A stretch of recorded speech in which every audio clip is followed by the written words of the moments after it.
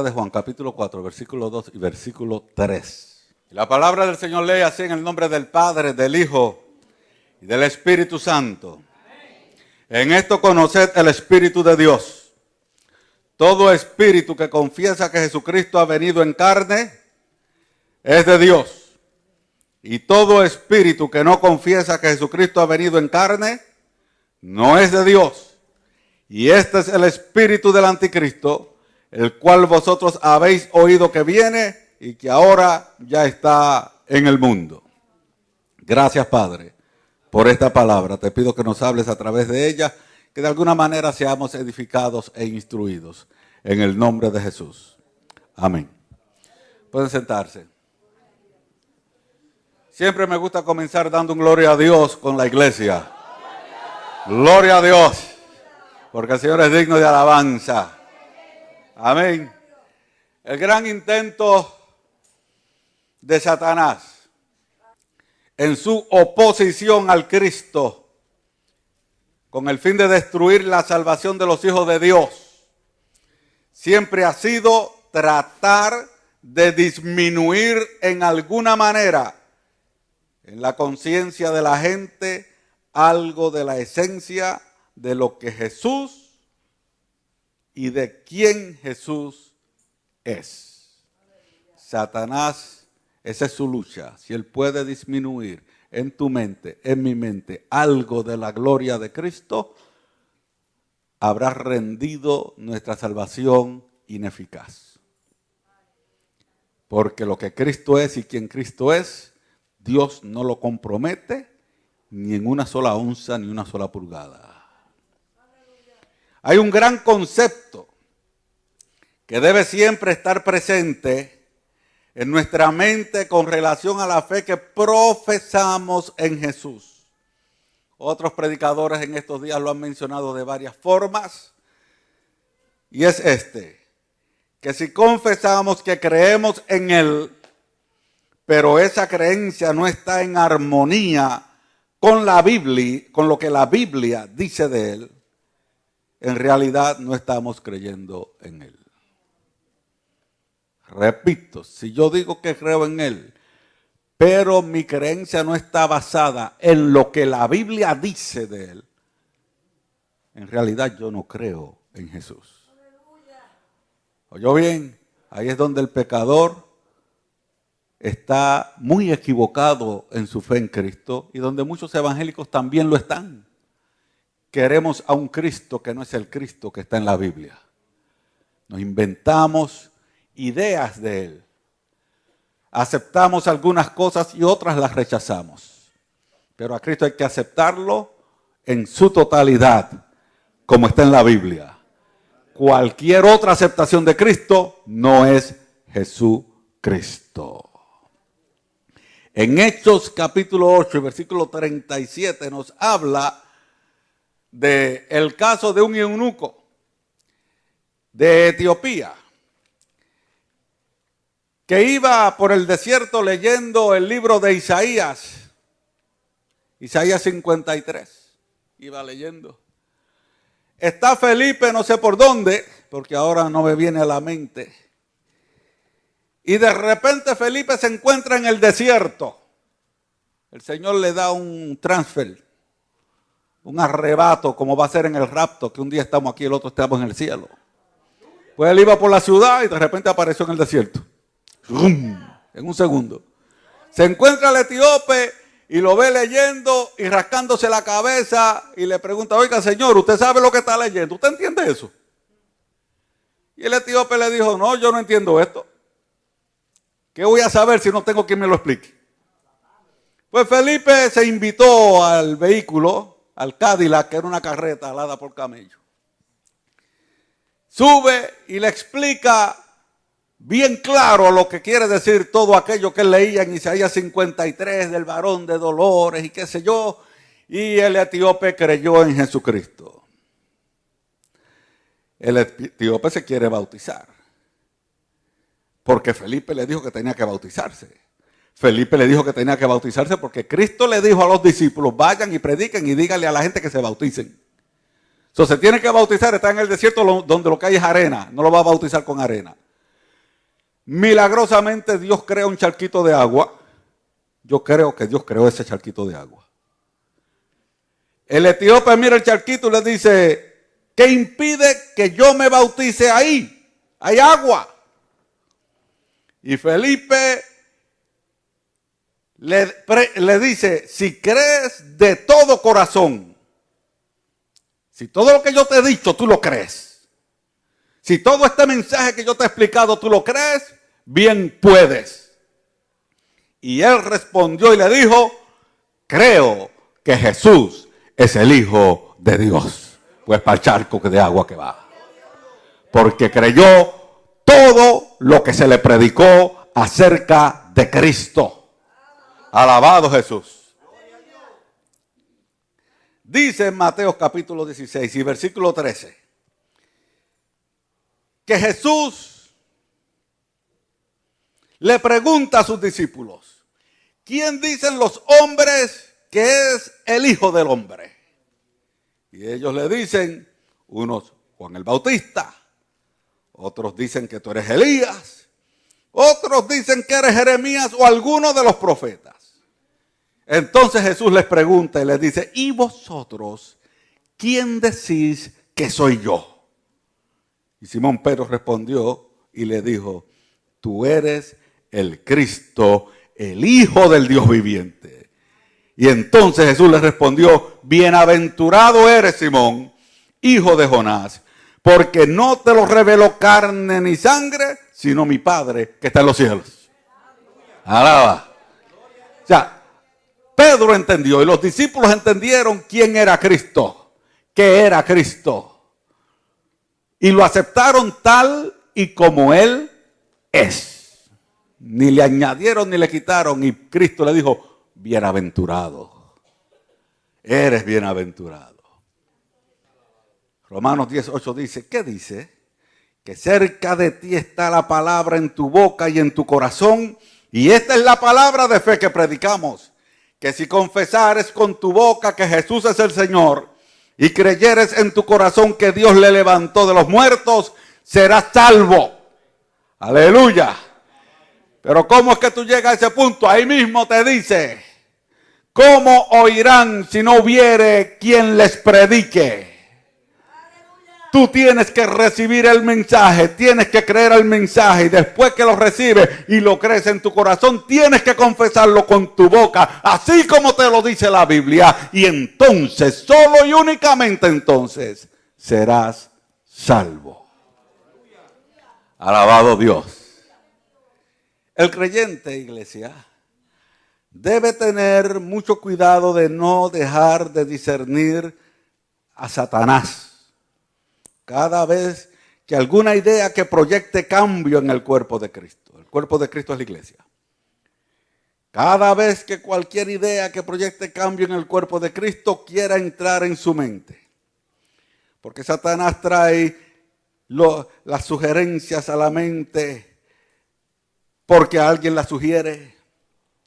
O porque uno estudiando uno mismo, alejándose a veces de la Biblia y dedicándose a los libros, llega a deducciones propias, o quizás por algún dardo de fuego, que un día tú estás lo más tranquilo pensando, y un pensamiento que nunca se te había ocurrido llega inesperadamente a la mente, y tú lo abrazas como si fuera una revelación del cielo. Y entonces te trastorna todo tu proceso pensante, y en muchos casos herimos la revelación de Jesucristo. Ya dijimos en el otro sermón que no hay más revelaciones doctrinales. Toda la revelación doctrinal está en la Biblia.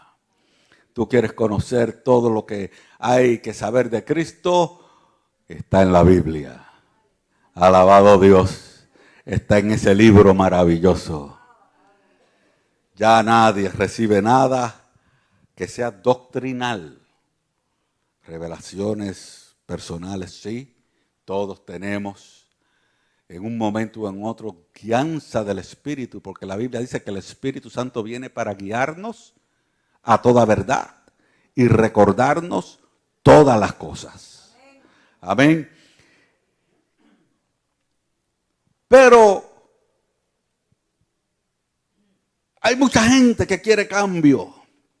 Cambio de esto, cambio de aquello y cambio de lo otro. Pero la iglesia no puede darse el lujo de permitir cambios en lo que a la persona de Jesucristo se refiere. Alabado Dios. Esa verdad revelada tiene que mantenerse siempre viva. Porque de eso depende que cuando suene la trompeta y se oiga la voz de arcángel, podamos subir y estar en la presencia de Dios. El más mínimo cambio en nuestra forma de culto, en nuestras costumbres, en nuestras doctrinas, en nuestra trayectoria histórica, puede dar comienzo de manera inadvertida a un efecto dominó que traiga abajo todo el fundamento de la fe que salva. Por eso la iglesia no permite cambios. Alabado Dios. No solamente en lo que la persona de Cristo se refiere, nada, no permitimos cambios. Porque usted cambia una cosa y después tiene que cambiar la otra para acomodar esto un poquito mejor, y después tiene que cambiar otra más para acomodar la otra, y después tiene que cambiar otra más para acomodar 2 o 3 cositas más, y cuando viene a ver se va todo abajo y tenemos un revolú. Y nos pasa como le pasó al templo de Israel, que un día el profeta echó el ojo y vio que la gloria salió del tabernáculo y se mudó al lugar santo. Y después salió del lugar santo y se mudó al atrio. Y después salió del atrio y se fue para el monte. Y después del monte desapareció y no apareció más. ¡Aleluya! No podemos permitir cambios de ninguna clase, porque los cambios pueden destruir luego lo más importante, que es nuestra fe salvífica en Cristo Jesús. Este era el problema en los días en que el apóstol Juan escribió las palabras registradas en 1 de Juan capítulo 4 y versículos 2 y 3, palabras con las que comenzamos esta plática. Tomo algunos comentarios del teólogo William Barclay para que entendamos el pasaje un poquito. Dice él en su comentario que para Juan la fe cristiana se podía resumir en una sola frase. Y es cierto, usted lee las 3 epístolas de Juan y el Evangelio de Juan y el libro de Apocalipsis, y se va a dar cuenta que es verdad, que es así. Que la palabra se hizo carne y habitó entre nosotros. Esa es toda la teología de Juan. Aleluya. Que la palabra, que el verbo se hizo carne. Que la palabra de Dios con la que él dijo, sea la luz, se hizo carne. Que la palabra con la que él dijo, sepárense las aguas de arriba de las aguas de abajo, se hizo carne. Que la palabra con la que él hizo lo que es de lo que no se veía, se hizo carne. Esa es la teología de Juan. La palabra que sale por la boca de Dios se hace carne. Aleluya. Y cualquier espíritu que negara la realidad de la encarnación no procedería de Dios. Juan establece 2 pruebas de fe. Número 1, que para que se vea que un espíritu es de Dios. Cuando hablamos de un espíritu, hablamos de una actitud, de una influencia espiritual o de una persona espiritual. Para que se vea que un espíritu es de Dios, debe reconocer que Jesús es el Cristo, el Mesías. Y negar esto es negar 3 cosas acerca de Cristo. Número 1 es negar que Él es el centro de la historia. ¿Cuántos saben que Jesús es el centro de la historia? Aleluya. Gloria a Dios. No se puede negar que Jesús es el Cristo, el Mesías. Porque toda la historia gira alrededor de Cristo. Usted cuando va a los libros de historia, encuentra que la historia habla de lo que pasó antes de Cristo y de lo que pasó después de Cristo. Alaba. Hay ahora un movimiento para eliminar ese asuntito de antes y después de Cristo y ponerle la era antigua y la era moderna. Porque hay que eliminar a Cristo. El diablo, el espíritu del anticristo, quiere eliminar a Jesucristo de la mente, del oído, del corazón de la gente. Alabado Dios. Pero aunque lo eliminen de los libros de historia, al final de cuentas, uno tiene que pararse y preguntar, ¿y cuál es la era antigua? ¿Y cuál es la era moderna? Y termina en el mismo sitio, antes de Cristo y después de Cristo. Alaba. Aleluya. Negar al Cristo.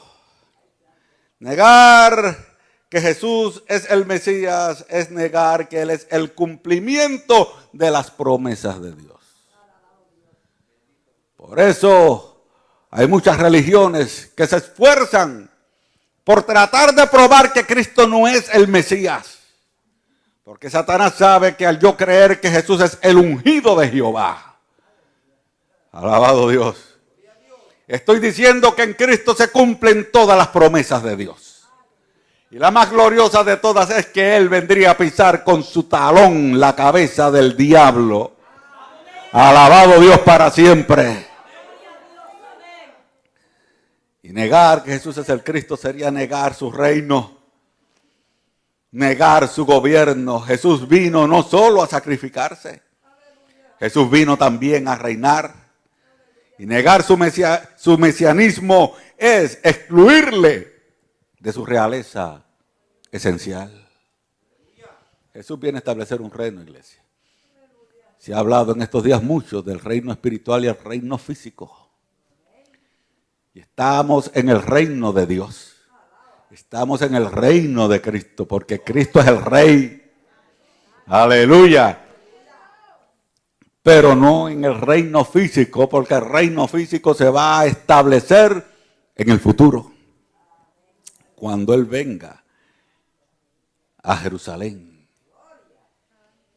y establezca allí su reino y haga de Israel la cabeza de las naciones y por 1000 años reine con Israel sobre el mundo entero en un reino de paz, de abundancia, de prosperidad, donde el Espíritu Santo llenará todas las vidas y donde todo el mundo conocerá de Dios. Y no habrá necesidad de maestros porque el Espíritu Santo mismo será el maestro de todo el mundo. ¿Qué te parece? Jehová, ayúdame en esta hora. Negar que Jesús es el Mesías es negar estas verdades. Entonces, la primera prueba de fe que tenemos es que para que se vea que un espíritu es de Dios, tiene que reconocer a Jesús como el Cristo y el Mesías. Cualquiera que te predique otra cosa no es de Dios. O yo no es de Dios. La segunda prueba es que para proceder de Dios, un espíritu debe reconocer que Jesús ha venido en la carne. Nos acercamos a lo que queremos hablar. Y era precisamente esto, iglesia, lo que los gnósticos eran unos autoproclamados sabios que había en la iglesia antigua y que en Apocalipsis Juan les llama nicolaitas. Ellos no podían aceptar nunca que Jesús, la palabra Dios mismo, se hizo carne. ¿Por qué? Porque según ellos, la materia es totalmente mala, el cuerpo es malo, pero el espíritu es totalmente bueno y puro. Y entonces, el Dios que es espíritu no puede habitar en un cuerpo de materia porque la materia es mala. ¿Y cómo puede un Dios tan puro y limpio habitar en un cuerpo tan malo, sucio y asqueroso de carne y hueso? Alabado Dios. Y ellos resolvían su dilema diciendo que en realidad Él se hizo parecer como una persona, pero que no era una persona. Que parece que murió en la cruz, pero que no murió en la cruz. Que fue todo un show, un espectáculo. Porque no querían aceptar a Cristo como Dios hecho hombre.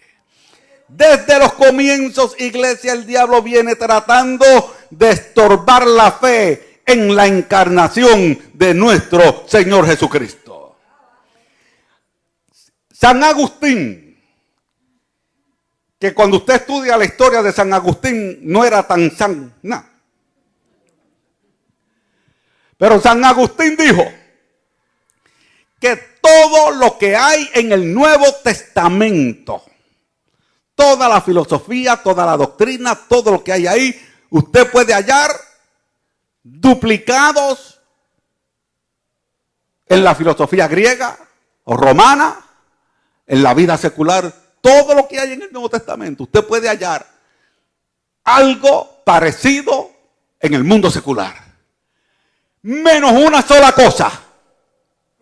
No lo hallará en ninguna filosofía griega, no lo hallará en ninguna filosofía romana, no lo hallará en ninguna cosa. La encarnación de Cristo, que la palabra se hizo carne, no aparece en ninguna vertiente de pensamiento humana, porque eso no cabe en la mente humana.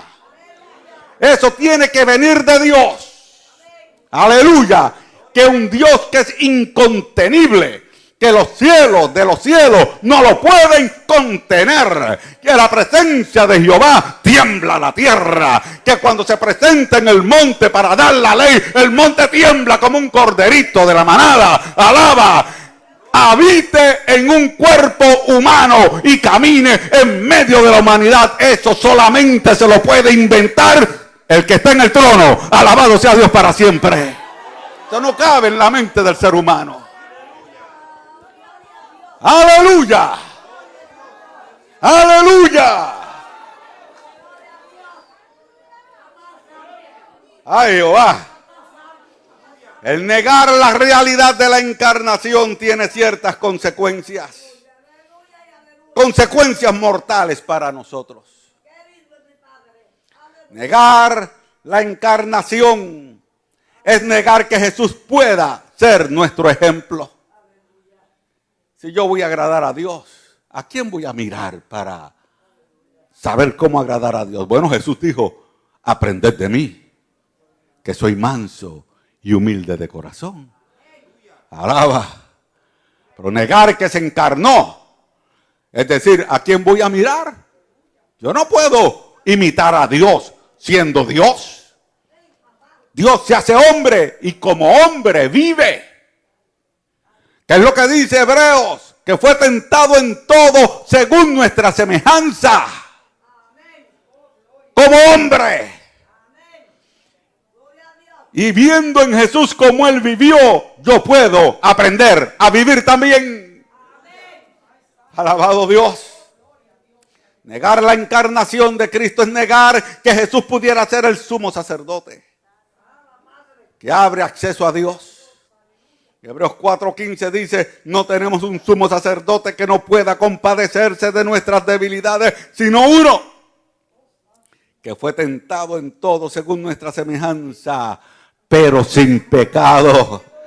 Alaba, yo necesito un sumo sacerdote que sepa lo que yo sé, que sienta lo que yo siento, que haya experimentado lo que yo experimento, pero que no haya caído en lo que yo he caído. Y ese se llama Jesucristo. Aleluya, Jesucristo hombre, Jesucristo encarnado, la palabra se hizo carne. Aleluya. Jesús. Jesús, Jesús, Jesús. Negar que Jesús se hizo carne sería negar que Jesús fuera en ningún sentido un Salvador real. ¿Qué Salvador? Ni qué Salvador. ¿Quién me va a salvar a mí? Dios en su trono miró. Si Dios en su trono lo que quería era matar al hombre. Eso es uno de los conceptos de la tipología. Que en el lugar santísimo está el cofre, que se llama el arca del pacto, y dentro del cofre está la ley de Jehová. Aleluya. Y encima dos querubines mirando. Como queriendo decir, el que viola esa ley muere. Porque ese es el trabajo de los ángeles. El que viola la ley, Dios lo manda a matar gente. Pero sobre ese cofre donde está la ley escrita, donde dice el alma que pecare morirá. Alaba. Y todos hemos pecado, todos somos dignos de muerte. Hay una tapa que se llama propiciatorio, que es la tapa de la misericordia, y sobre la tapa sangre derramada. Entonces, cuando los querubines que están ahí en forma tipológica mirando al arca ven la sangre, la ley dice mata al pecador, pero la sangre dice detén la mano. Alabado Dios. Dando a entender que Dios se haría hombre y como hombre derramaría una sangre tan poderosa que impediría la muerte del pecador que se deje cubrir por esa sangre. Aleluya, no se puede negar la encarnación de Cristo. Mi fe depende de esa realidad. Aleluya. Negar la encarnación de Cristo sería negar la salvación del cuerpo. La enseñanza cristiana es totalmente clara en que la salvación, iglesia, es la salvación de toda la persona, del cuerpo, del alma, del espíritu. Alabado Dios. Negar la encarnación es negar la posibilidad de que el cuerpo pueda algún día llegar a ser templo del Espíritu Santo. Pero toda la plenitud de la deidad habitó en el cuerpo de Cristo. Y cuando usted es salvado, su cuerpo se convierte como el de Cristo en templo del Espíritu Santo. Alabado Dios.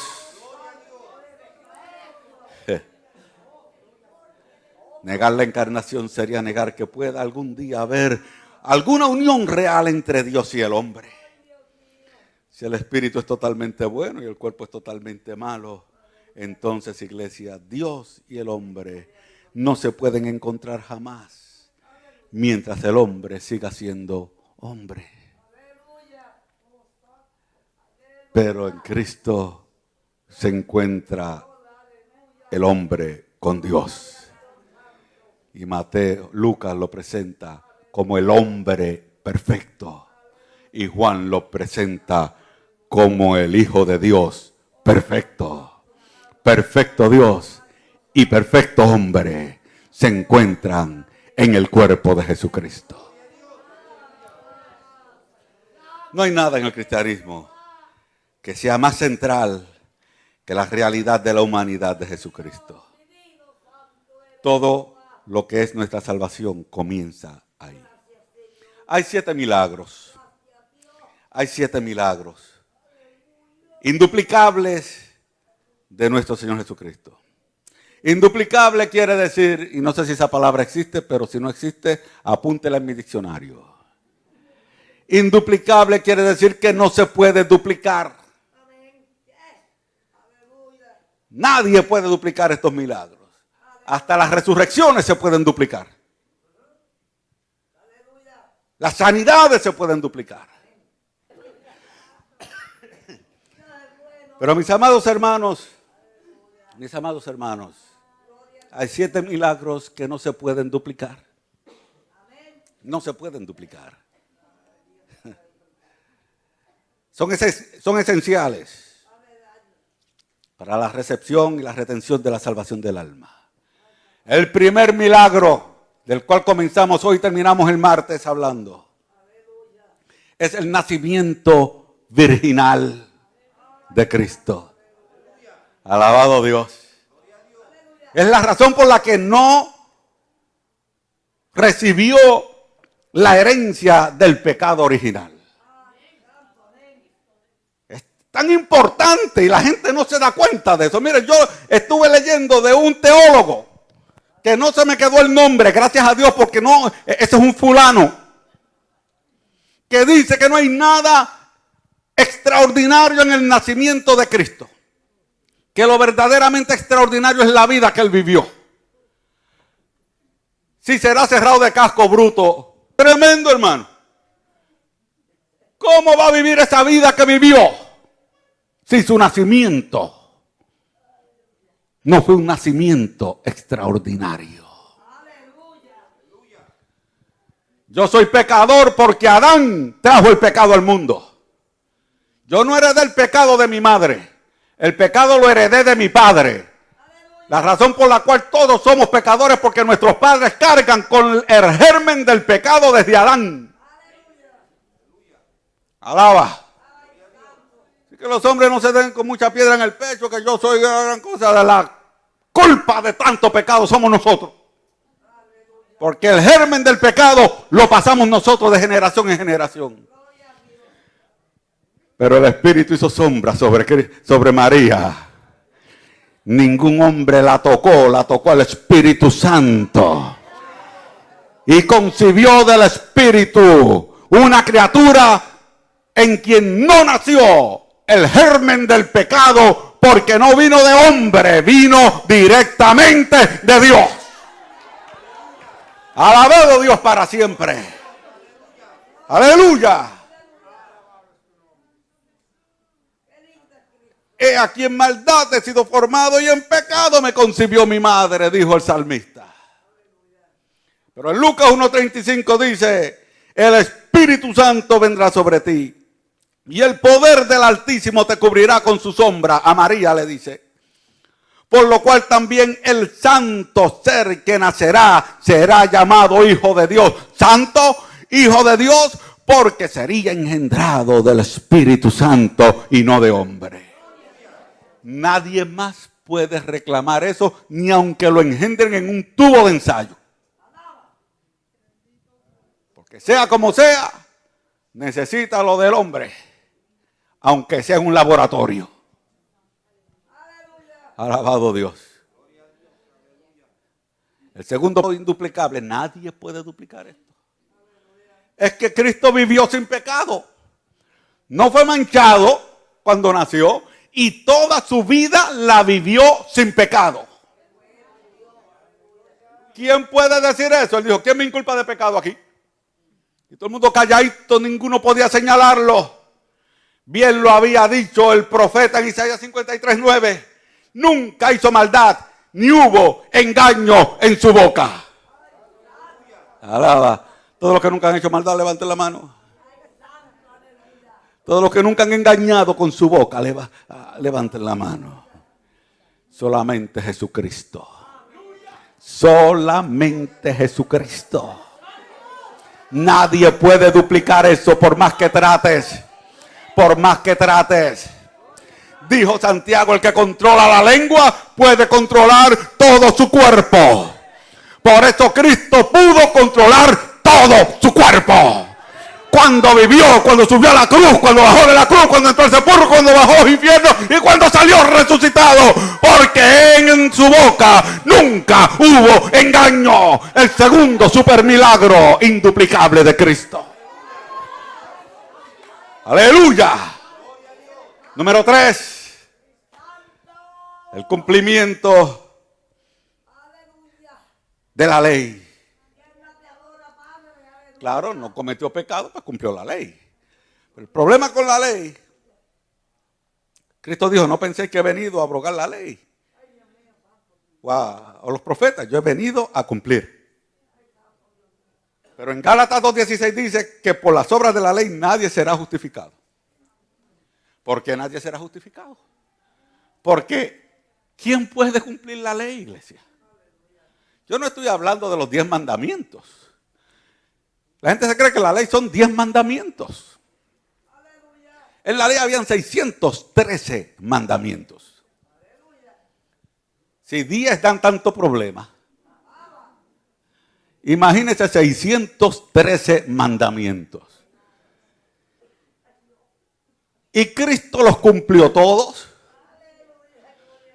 No falló en nada. Y en 1 de Timoteo 3:16 dice que Dios fue manifestado en carne, note, encarnación, pero justificado en el Espíritu. Nadie puede ser justificado por las obras de la ley, pero Cristo fue justificado en el Espíritu, porque cuando se manifestó en carne, hizo con la ley lo que ningún ser humano ha podido hacer jamás, cumplirla. Y cuando la cumplió, para Dios fue justificado en el Espíritu. Nadie más puede cumplir ese milagro. Número 4, el cuarto gran milagro induplicable de Cristo, el control sobre su muerte. Esto es un sermón de 2 horas, iglesia. Trataremos de hacerlo en 2 minutos. Control de su muerte. En Juan 10:18 él dijo: nadie me quita mi vida, sino que yo de mí mismo la pongo. Tengo el poder para ponerla y tengo el poder para volverla a tomar. Alaba. Yo no sé si tú has pensado bien en esto, pero yo me he gozado mucho preparando esta palabra. Alabado Dios. Nadie me quita la vida. ¿Por qué? Porque el alma que pecare, ¿qué pasa? Morirá. Y el alma que no pecare, no puede morir. Solamente muere el que peca. El que no peca, no muere. Cristo es encarnado sin pecado. Vive sin pecado. Por consiguiente, no puede morir. Lo pusieron en la cruz. Todavía estuviera en la cruz, vivito y coleando, si no es porque Él dijo: déjame examinar todo lo que yo he hecho, está todo cumplido, consumado es, en tu mano encomiendo mi espíritu, goodbye, shalom, arwah, hasta la vista, amigos. Él entregó su vida, nadie se la pudo quitar, Él no pudo morir, Él la entregó, porque Él no había pecado. Al no haber pecado no puede morir. Aleluya. Como no puede morir, Él mismo se sale de su cuerpo.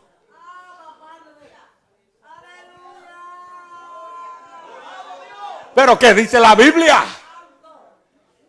No dejarás que tu santo vea corrupción, porque es imposible que Él fuera retenido por la tumba. La tumba no podía retener el cuerpo de Cristo. No podía podrirse. Porque Cristo nunca pecó y ese cuerpo nunca estuvo manchado con el pecado. Si a Cristo le da con darse una vuelta de 2000 años y no resucitar hasta el día de hoy, el cuerpo estuviera allí y no se hubiera corrompido porque nunca fue manchado por el pecado. ¿Nunca lo habías oído así? Óyelo ahora. Que ese cuerpo era incorruptible por el mero hecho de que nunca había pecado. Baja a los infiernos, se lleva cautiva la cautividad, los mete en el paraíso de Dios, vuelve al tercer día y encuentra su cuerpito allí esperándolo. Pero ahora viene un Cristo diferente.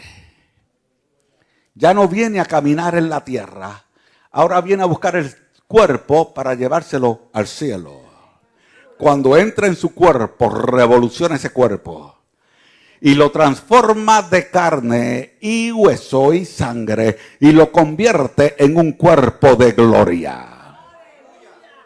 Glorifica el cuerpo. Es una explosión tan poderosa la que hay en esa tumba, que la puerta de la tumba se abre, alabado Dios, y los guardias quedan como muertos frente a la tumba. Y sale un Cristo ahora que puede cruzar paredes. Sale un Cristo ahora que aparece y desaparece. Sale un Cristo ahora que no tiene limitaciones ninguna. Alabado Dios. Aleluya. Porque tenía control sobre su cuerpo, sobre su vida, sobre su muerte y sobre su resurrección. Aleluya. ¿Por qué? Porque nació sin pecado, iglesia. Porque nunca fue manchado por el pecado. Alaba. Alaba. Lo cual me lleva al quinto milagro, que es el milagro de la resurrección. Aleluya. En Apocalipsis 2:8 dice: yo soy el primero, yo soy el postrero, el que estuvo muerto y vivió. Alabado Dios. Mi resurrección fui yo quien la hice. Fui yo el que tuve el poder. Yo entregué mi vida, yo recogí mi vida. Y yo hice que mi cuerpo resucitara y yo lo transformé. Que nadie puede hacer eso. Ni Elías resucitó muertos, Eliseo resucitó muertos. Yo conozco evangelistas que han resucitado muertos. Con el poder del Espíritu Santo, por supuesto, porque ¿quién va a resucitar nada sin poder de Dios? Pero no conozco a nadie que se haya resucitado él mismo. Después que tú te mueres, mira a ver si tú mismo te puedes resucitar. Por eso dice que viene el día en que los muertos oirán su voz y saldrán a resurrección de vida. Van a ser resucitados, porque el mismo Señor, con aclamación, con voz de arcángel y con trompeta de Dios, descenderá del cielo, y entonces los muertos en Cristo resucitarán. Pero Jesús se resucitó él mismo. Alaba. Sexto milagro induplicable de Cristo. Hechos capítulo 1 y versículo 9. Está hablando Jesús con sus discípulos. Está en el monte de los olivos. Les dio un montón de instrucciones. Y habiendo dicho esto, o habiendo dicho estas cosas, viéndolo ellos, fue alzado y les recibió una nube que le ocultó de sus ojos. Y Hebreos 12:2 dice, y se sentó a la diestra del trono de Dios. El ascenso al cielo. ¿Quién puede ascender a alguna parte? Yo he visto magos que hacen trucos de levitación y ponen a la gente a flotar en el aire. Alaba.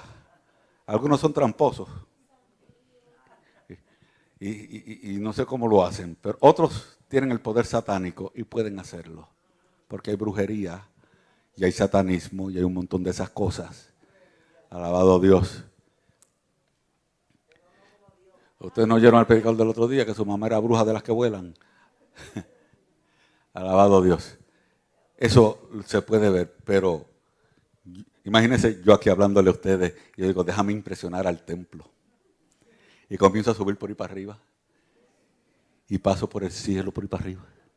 Y usted se pone a mirar, yo sigo subiendo y nunca bajo. No va a pasar nunca.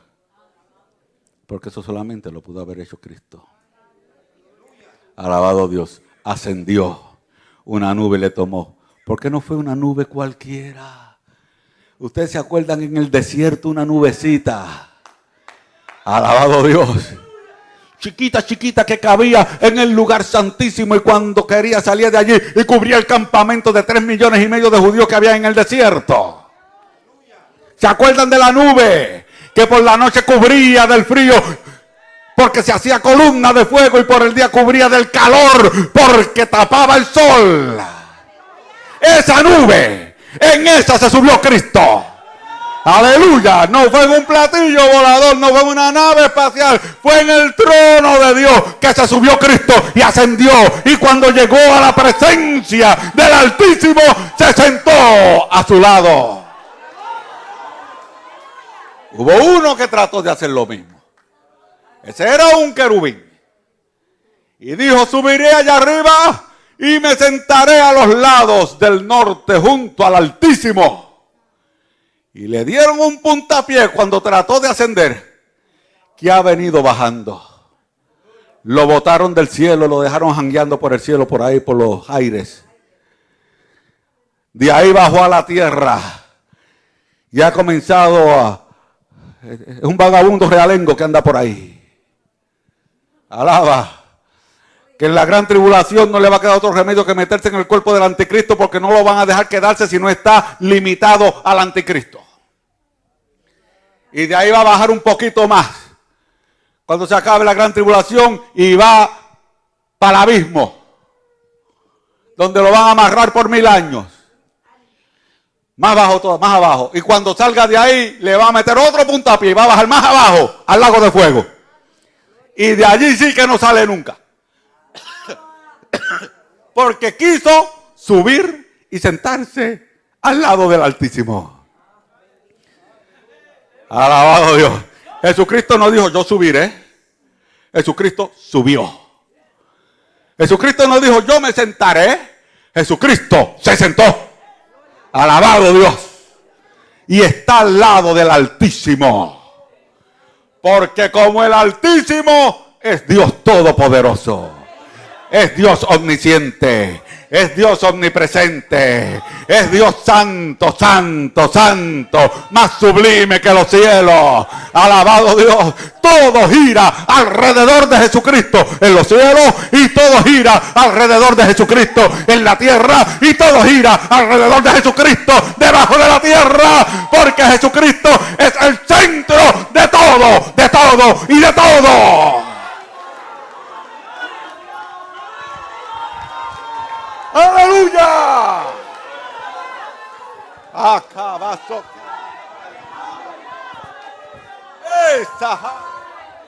Jesucristo. El séptimo milagro. Y con este terminamos por hoy.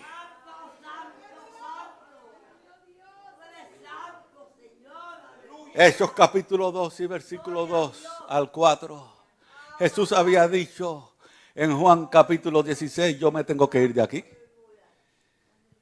Porque yo quiero enviarles el Consolador. Pero si no me voy, no se lo puedo enviar. Pero si me voy, se lo enviaré.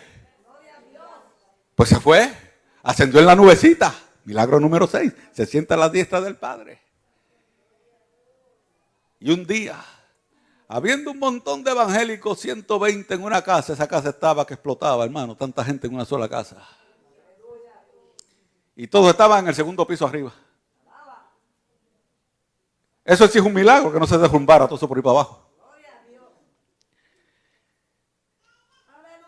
De repente vino del cielo un estruendo como de un viento recio, que soplaba y llenó toda la casa donde estaban sentados.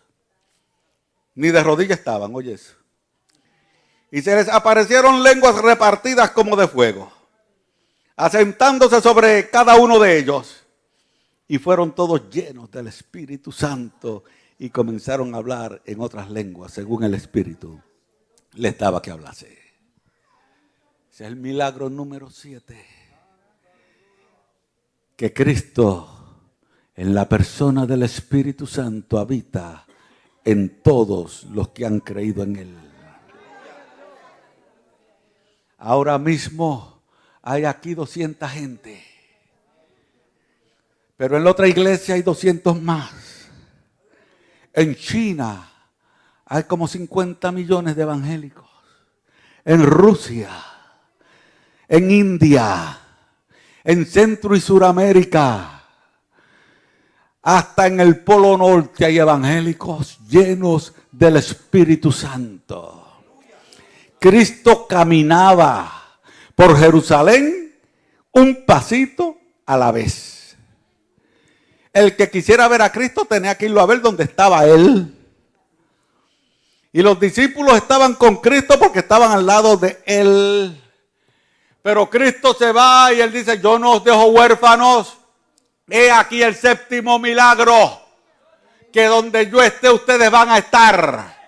Y estoy con ustedes todos los días y hasta el fin del mundo. Hasta el fin del mundo no está hablando solamente de tiempo, está hablando de localidad. En cualquier esquina donde haya una persona que haya creído en Cristo, está Cristo en él, en la persona del Espíritu Santo. Alabado Dios. Eso es tremendo.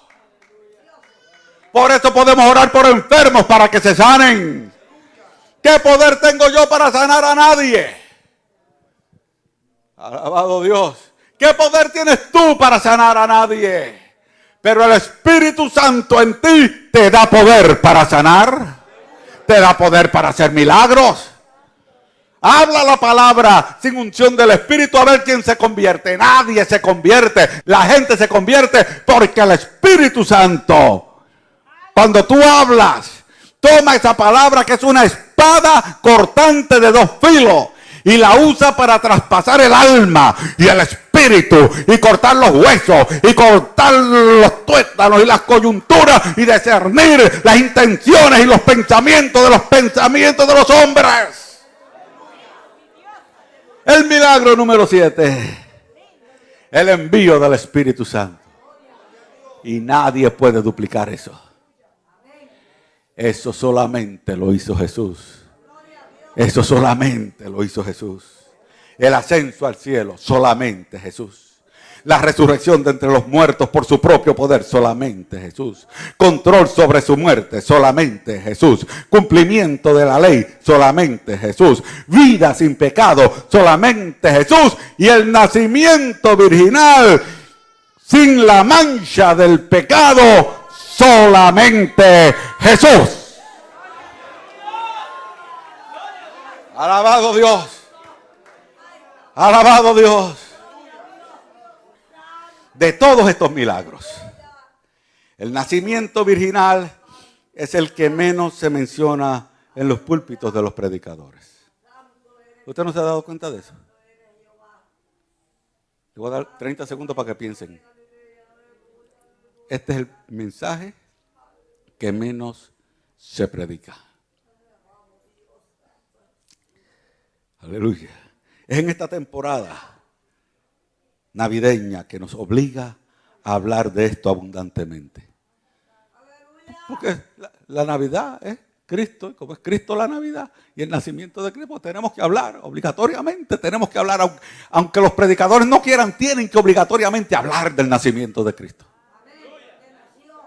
Alabado Dios. Pero del nacimiento virginal, que es lo importante. No, Cristo nació, claro que nació, pero no es que nació de una virgen sin pecado. No se le olvide que es el concepto completo. Aleluya. Por eso la iglesia evangélica de Jesucristo, a pesar de los intentos que muchos han hecho para evitarlo, siempre ha tenido el cuidado de reconocer el nacimiento de Jesús en esta época. Porque hay muchos enemigos del nacimiento virginal, porque si Cristo no nació de una virgen, lo que Él hizo en la cruz no vale 2 centavos, iglesia. ¿Oyó bien? Si Cristo no nació de una virgen, lo que Él hizo en la cruz no vale 2 centavos. El valor de la cruz está en el pesebre. Alabado Dios. El valor de la cruz está en una mujer que concibió sin haber sido tocada por un hombre. El valor de la cruz está en la encarnación del Cristo. Aleluya. Mire, tengo una nota aquí. Tengo un montón de cosas aquí, pero quiero leérsela. Porque me llegó. Yo recibo muchas cosas por el internet y me ha llegado de varias fuentes. Me llegó esta información y luego la verifiqué en el internet y fui a periódicos del internet donde aparece esta información. Hay una fundación que se llama The Freedom from Religion Foundation. La Fundación Libre de Religión. Alaba. Esa organización es una organización de ateos. Es la organización ateísta más grande en toda la nación. Que está compuesta de personas o de miembros que confiesan ser libres de pensamiento. Por eso es que la Biblia dice que llevamos nuestros pensamientos cautivos. Usted no puede liberarse de pensamiento. Son ateístas, son agnósticos y son escépticos. Y su agenda principal es la educación al pueblo sobre asuntos ateos y la promoción de la separación de la iglesia y el Estado. Desde su fundación en el 1978, la Fundación Libres de Religión ha actuado y presentado en las Cortes de los Estados Unidos un sinnúmero de casos que, según ellos, están relacionados a violaciones de la ley que exige la separación de la iglesia y el Estado. Y de acuerdo a muchos rumores y argumentos entre las metas de esta organización, existe, escucha bien, que ahí es que quiero llegar, existe el conseguir eliminar la frase "In God we trust" del dinero norteamericano. En Dios confiamos. Que está imprimida en los billetes de dinero americano. Y el "y" es lo que me interesa. Eliminar la palabra Christmas y toda actividad relacionada con la Navidad y todo lo que sea mención de Dios y de Jesucristo. Alabado Dios.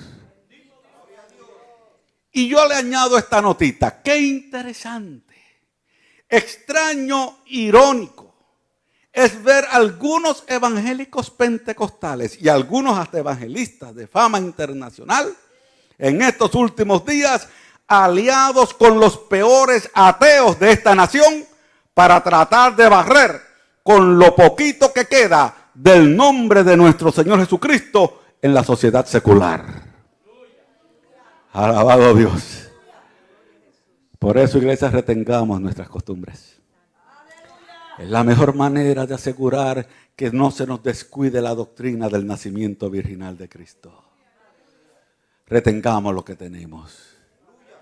Porque la Biblia dice, en el texto que leímos al principio, que todo espíritu que confiesa que Jesucristo ha venido en carne es de Dios.